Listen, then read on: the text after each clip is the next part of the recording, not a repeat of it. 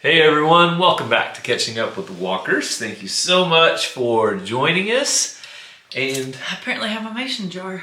Cassie's got her y'all sweet tea jar.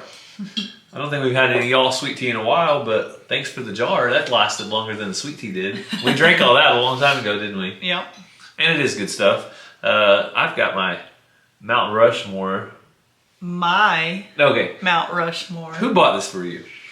Didn't I get it for you? I thought I got it for you. I picked it out. I mean, you probably went up there and paid, but your money is my money. Well, of course. But Cassie likes to collect a mug when we go on vacation.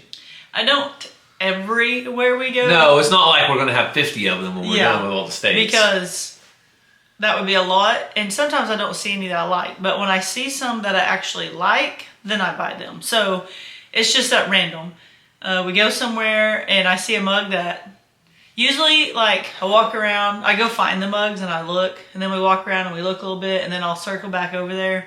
And if I keep thinking about it and I keep circling back, then I'm like, okay, I want that one. And if they have the right mug, all right, it can't be that little tiny, little skinny, tiny mug. It needs to have a nice size, be a nice color, or unique, like. Not just a regular coffee cup. Like if it was a little smaller, it would have to be kind of unique. Yeah. Or handmade or something like that. Also, one more requirement for every mug or dish that we own. On the bottom, it needs to say, well, this one says USA. They can't all say that. Dishwasher safe. It needs to say microwave and dishwasher safe. But if it doesn't, I still put it in the dishwasher, and it has to survive or it goes in the trash. So that's the 99%. Oh geez, we just got a bunch of comments about that. Of the way we wash our dishes is with our dishwasher. We actually... Growing up, these were dishwashers. As an adult, they are not. But we have a dishwasher. In a pinch, we'd still wash dishes by hand. If it's an oversized, say the crock pot, we need it. We just used it yesterday, and we just need it right now. We'll wash it up by hand. Someone told us the other day to use a crock pot liner. We do that like 99% of the time, or 95%. We used to more. I haven't bought crock pot liners in a long time. Well, that's why we didn't have one in there the other day. I most of the time don't anymore, just because I don't have any, and I'm not like not at the top of my shopping list when I go there.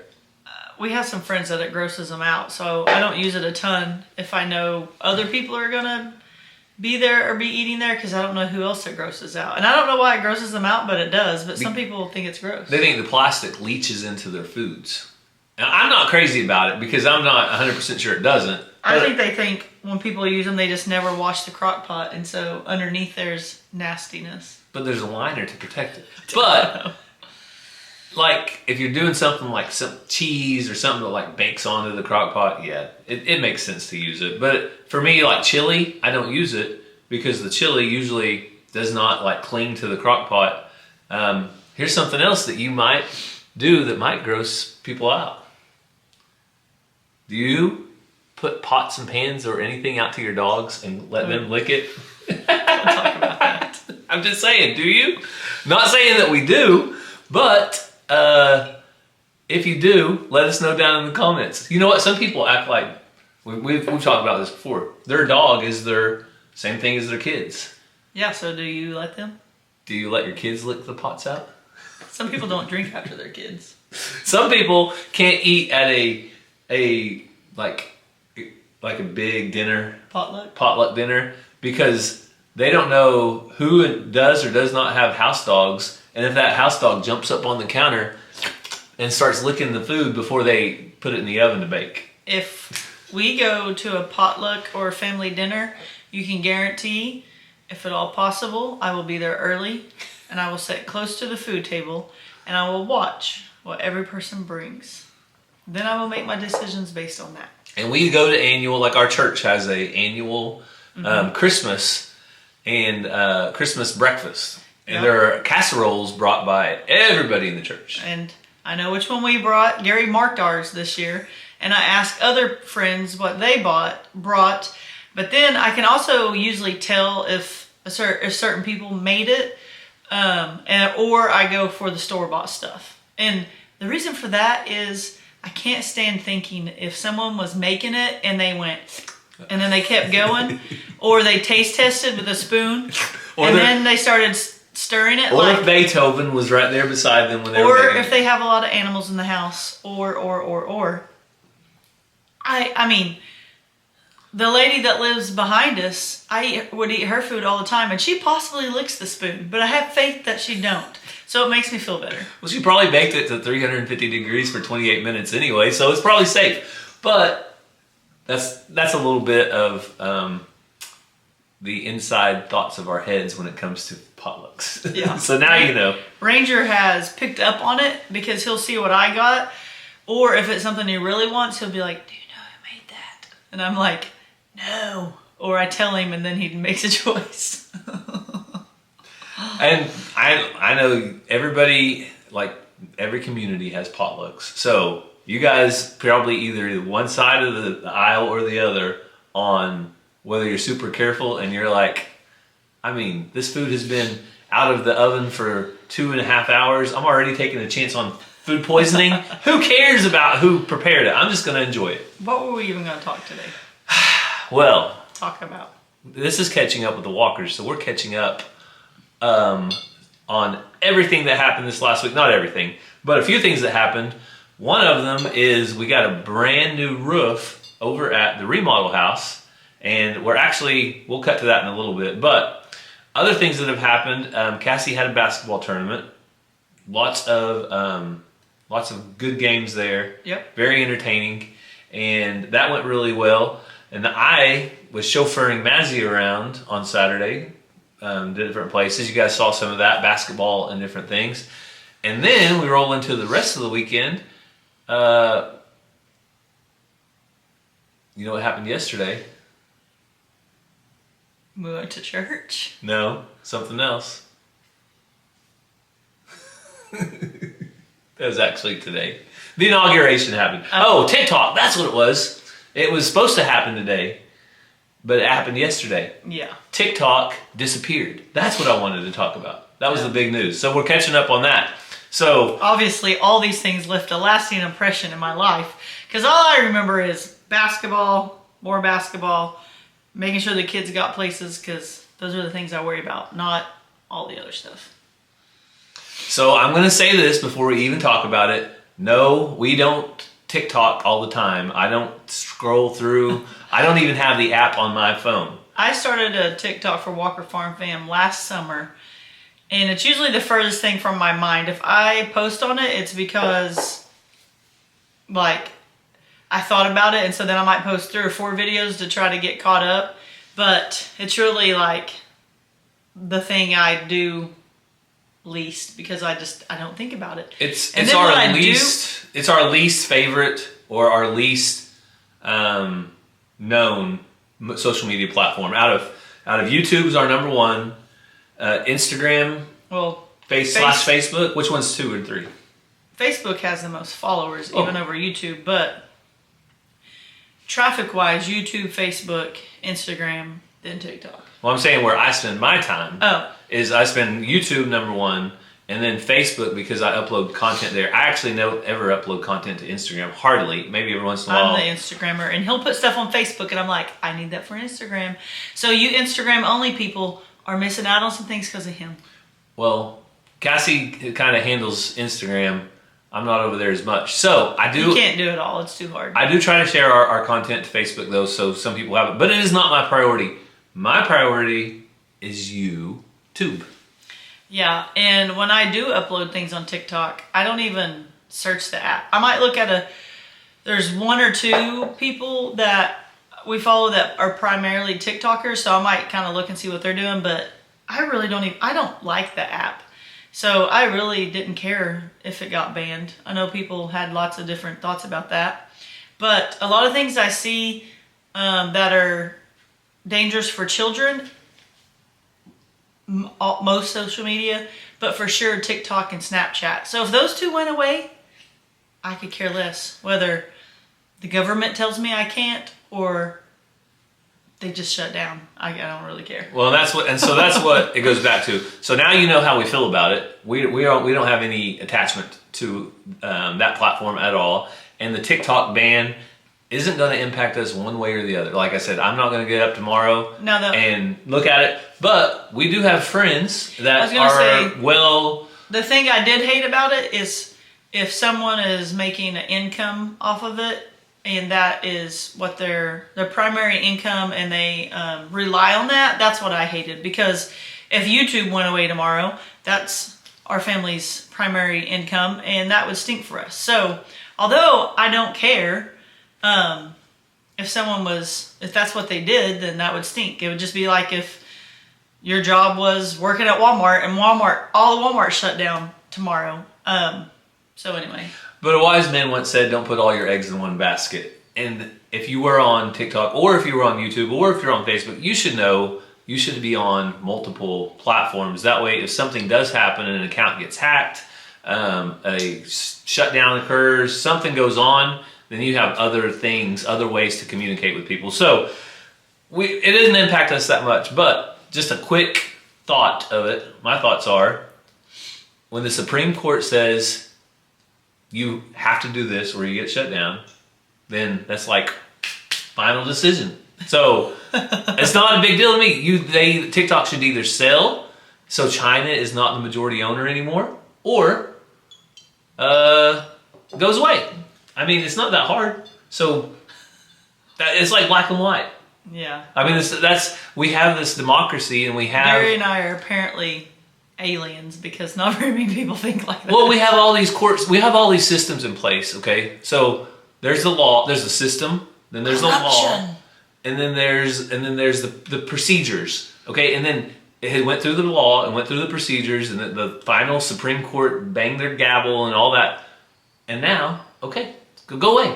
And if you don't like it, then sell to an American company, so it's no longer a risk at what all these companies are mining the data. That's what's at risk, is they know a lot of information about us. Yeah.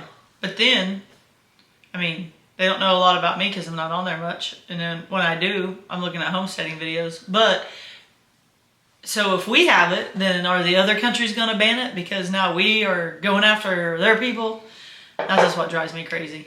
I don't know, but I got other things to worry about, like how to get 34 kids to a basketball game tomorrow. So that's the thing. It's not the most part concerned. But if you don't like it, then find somebody that will change the law. Elect somebody that will change the law. Do something to change the law so the law is not in place anymore. But if it's a law, and I guess that's what happened today, even though I didn't watch any of it. Yeah. So either way, so that's what's going on. And then today, I'm just gonna say really briefly, we don't talk politics on here, but we do have a new president, and we need to pray for our president, whether whatever party you're from, you like him or you don't. Leading our country, it's a big responsibility. You need to pray for it. But the highlight, and if our biggest worry is TikTok, then we're doing pretty good. The highlight, I've only seen one thing to do with the inauguration. I did not watch it. I was busy taking care of animals that are living in the 18-degree weather and needed water twice a day. But the highlight that I saw from it was Carrie Underwood, a fellow Okie, Carrie's classmate, my classmate, in college, fellow Redmond. Don't even know who he is. We are NSU Redmond, and they're actually called the Redmond now. They're the Riverhawks. So fellow NSU Redmond, Carrie Underwood, killed it. She did an awesome job singing America. Was it America the Beautiful? Something like that. What's the title? Is that the full title? We're bad Americans. Well, I'm not good with songs. Oh, here we go. Now we're going to get shut down.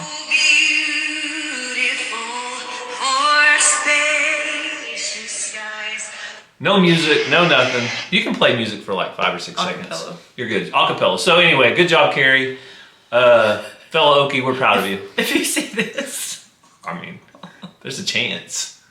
Like there's a minuscule, tiny chance. What movie's that off of? If you know what movie that's off of, comment down below and you win the comment of the day. I'll hashtag Carrie Underwood on this. And then she'll obviously see it because she goes through every hashtag and looks, oh yeah, they're talking about me. This is so important. So that does bring us to our real point of this, I think is what we're getting to. And that is the home remodel that that's going on. You guys saw us, what were we doing last time? Prepping for the roof? I think so. Getting rid of a tree. Getting rid of a tree. Maybe you saw that. We pulled the tree down. Cassie did an awesome job driving the Tacoma. And I've done a little research. A lot of you weighed in on Cassie's magnolia tree. And the final conclusion is too many thumbs downs. I've had people... Whenever I ever care what people think. Well, I care because if I cut... So here's the thing. I saw comments of it makes a mess in your yard every time there's a storm or something. Oh, no, I'm not talking about planting one. If you want one, you can have one. Oh. No, I'm talking about burning it. Burning the one that I already have cut down. I saw some comments about why I shouldn't have one in my yard. Yeah. Well, and then I also saw that there's a little magnolia tree, like a junior. That would be a good one because you get the look. Yeah. You don't have the huge tree and the huge mess. I don't want a ginormous one. I just like the look of it. But I'm more concerned with burning it. And should we burn it or should we not? The majority, I would say, said that it is not great wood. It would be good for kindling, but it's not good heat. It stinks when it burns. I don't need that. And it takes a long time to season out. So I'm not going to burn it. I'm just going to chunk it up, throw it in a brush pile, and go from there. And burn it that way? Yeah. So that's what we're going to do. Also, the new roof is finished. So we have the brand new roof. What color did they go with? Good question. Why don't we take a look at it right now?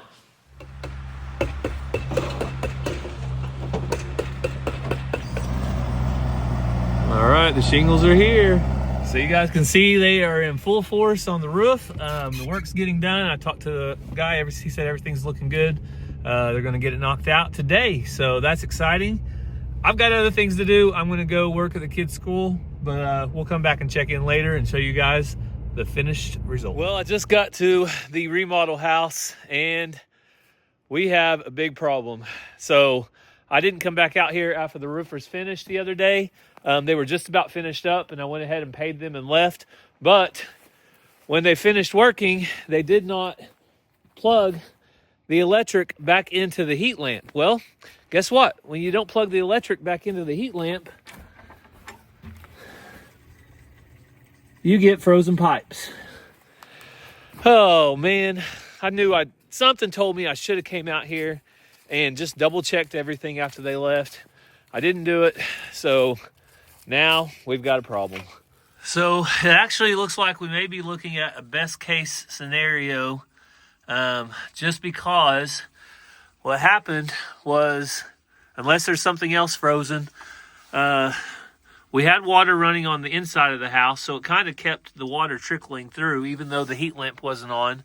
Right here, this pressure switch wasn't really working anyway, and what happened was it looks like it busted out the pressure switch.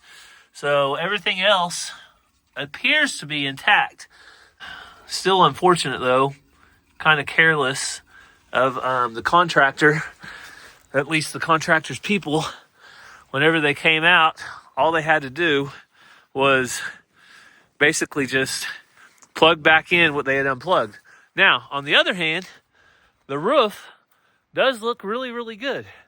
So I'm happy about the roof, but not real happy about the well house. So the roof looks awesome. That was the main goal. The back of the house looks awesome too.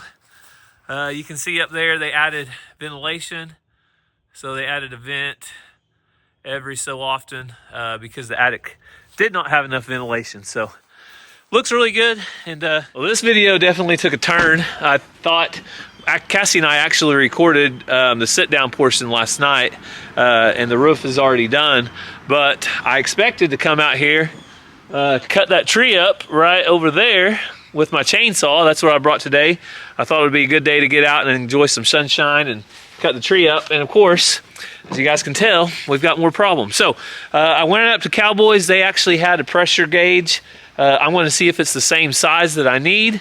But tell me what you think. Am I asking too much for a contractor to put a wire back where they found it? I mean, if you found the plug-in plugged into a well house into a heat lamp, go plug it back into that well house, back into that heat lamp, because guess what? It's going to get cold. All right. So this is what I'm hoping is the bad pressure gauge is a brand new pressure gauge. So it needed a new pressure gauge anyway, so I'm not really that upset about the whole deal. All right, got it installed, and I just fired it back up, fired the well back on, turned it on.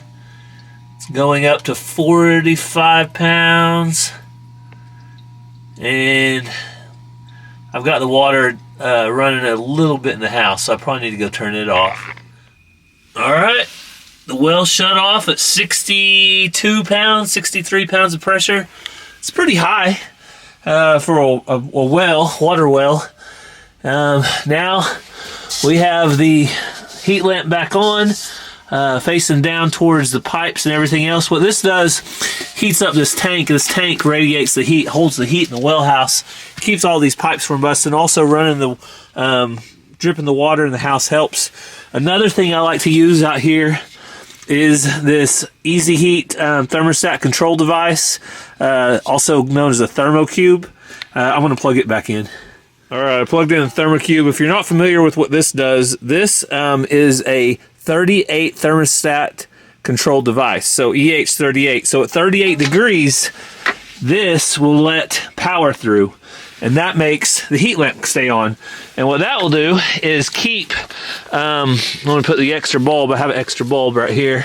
That keeps the heat lamp working only when it needs to. So it's not going to sit there and get a lot of extra hours on the lamp and on the light and produce heat when it's, say, 50 degrees outside, only when it's 38 degrees or colder. So looks like problem is currently solved. We have that resolved. I'll come back out here later and check for leaks before I leave, but don't see any, thankfully.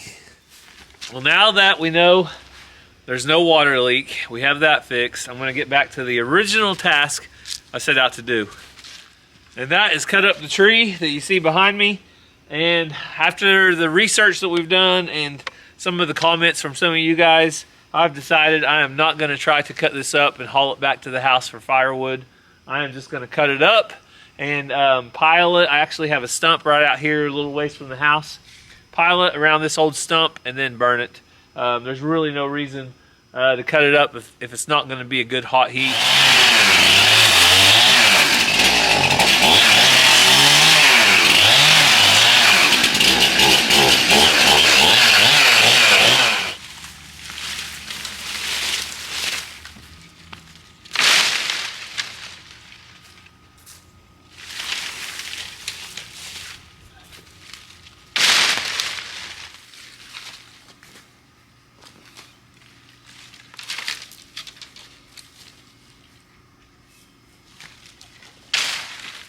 So now we have a big brush pile, and I made sure it was far enough away from the house that we'll be able to burn it without any problems. And the tree is gone. So that kind of changes the looks of the house. Having that tree gone, having a new roof, it already looks a lot better. And I think it's time to get back to me and Cassie at the house. Here's a good look at the roof. Let her know what you think. Did she do a good job picking? Let's see. I picked it? Yeah, so if you guys don't like the color of the roof, Cassie picked it. My mom and I looked at them and I was like, I like this one, this one, and this one. And she was like, well, I like that one, and that one too. And I was like, Cassie, which one of these do you like the best? And she was like, I like that one the best. And I was like, all right, that's the one we're going with. I didn't even know. So I called the roofer and said, all right, we're going with this one. Which one was it? I think it was the darker one. Which I like the idea of the darker roof because when we finish the house, it's going to have bright white trim all the way around. And I kind of like the transition of a dark to a light and then to the brick. So now you're a designer? No, I just like transition of dark, light, and brick. So that is what we went with. You guys saw it. You saw all the work we've done out there to the house to this point. So next up is windows. Just the ones that are aluminum? All the ones that need to be replaced. We'll kind of do an inspection on them and see if there's like moisture on the inside. Can't you take a magnet and if it sticks, they're aluminum? Could I dream that? Aluminum's like not necessarily a bad material. It's the old single pane, old material wood windows. So even if some of the newer, there are newer aluminum windows that are fine. They're energy efficient and okay. It's those old single pane windows that you can, which the house was built in the 80s. So the windows aren't as bad as some of the older ones. But anyway, windows is what we need to do next. And then after that, that little brick thing on the outside up front, I'm going to start tearing that out. I have a bricklayer that's retired. It's probably going to help us out with that and kind of build it back. Save the brick so he can use those. Yeah, when I take it out, I'll be real careful and save the brick, not break them in half. And then we'll have to clean the brick, kind of grind some of that off if I want to reuse them. And then then we'll frame it, put a window in, and then he'll brick up and brick around, or whatever the order. But yeah, so that's kind of what we have to look forward to coming up next. It's going to be a lot of work, but we've also had questions. People are confused. They think that we bought another house and we're moving. No, not a lot of people, just a couple. We are not. We did not buy the house. I am remodeling the house for family members. Specifically, I think I mentioned already. My mom is the owner of the house. My mom and dad, and when we remodel it, we're trying to make it handicap accessible to make it easy to get in and out of. So we'll make sure and do wider doors and ramp and all the things, lower Try not cabinets. to have transitions inside. Yeah. A floor that you can get around on easily. And not damage. And probably clean up easily. Yeah. And that's one thing we're looking at is types of flooring, like for some people call them scooters, or what are they called? Electric wheelchairs. Electric wheelchairs, things like that. I know that like thinner vinyls, a lot of times the chairs will scoot and mess those up. Mm-hmm. So we will be looking, if you guys know of a really good durable flooring, let us know if you're using one right now, because I'll be researching that a little bit in the future. Flooring is one of the last things we'll do, but we'll make sure and do it just after Cassie finishes yawning. Does that sound good? Mm-hmm. That was my joke. So you got to see an update on the house though. And this week Cassie has ball games. Yep, Ranger has his last ball game. I have 2 varsity ball games. And then I believe I have 1 more varsity ball game, and then playoffs start. So basketball's winding down. Mm-hmm. But Mazzy's and Ransom's just got started. But which is okay because Rangers closes up and theirs kind of takes off. Yeah, but theirs is only one Saturday a week, right? Yeah, there's a few weekday games, but yeah. So for the most part, theirs is definitely doable. But basketball is by far the craziest, busiest time for Cassie.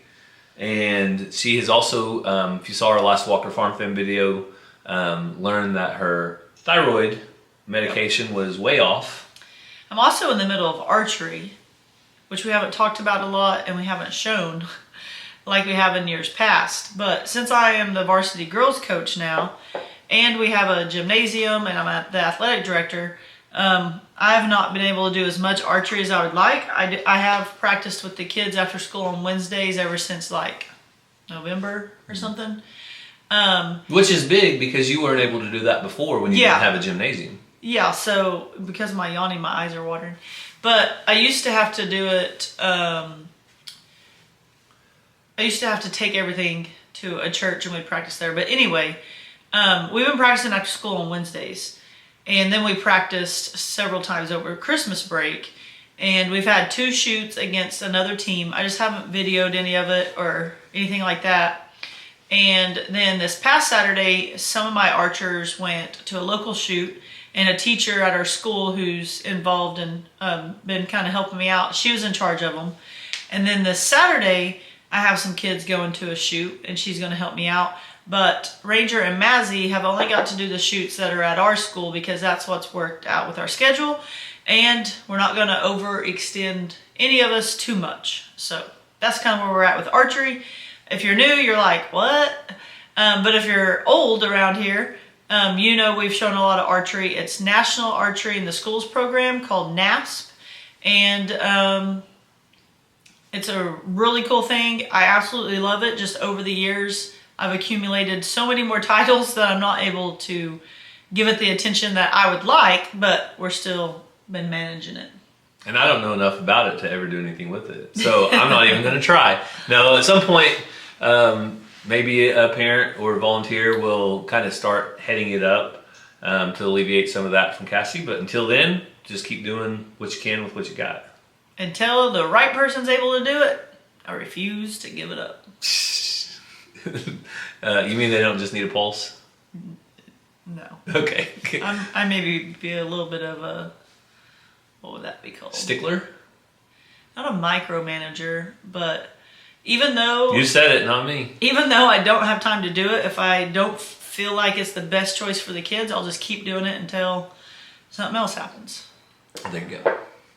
So as long as it's available, though, the kids do enjoy it, and it's a great program. So it's awesome to see. But as far as prayer requests, we wanted to make sure and mention all of those in California that are suffering with the wildfires.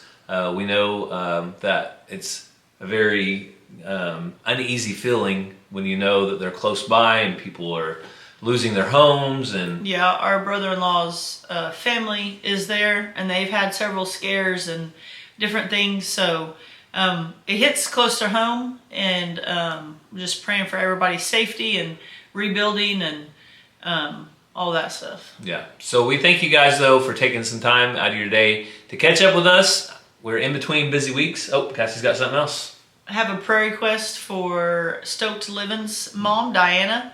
I'm not sure Derek has mentioned it on his channel or anything, but I know he would love to know that people's praying. She's been sick for a couple of weeks. They've been trying to get answers. She got real sick yesterday, and she's currently in ICU, but they are figuring a lot of things out. They don't last Lonnie from Stokes Family Farm? Yeah, I think they just changed their name. Stokes Family Ranch. I think it's called... I noticed the other day they changed their name. Anyway, last she told me is they don't have any huge concerns right now. It's just getting her body back where it needs to be.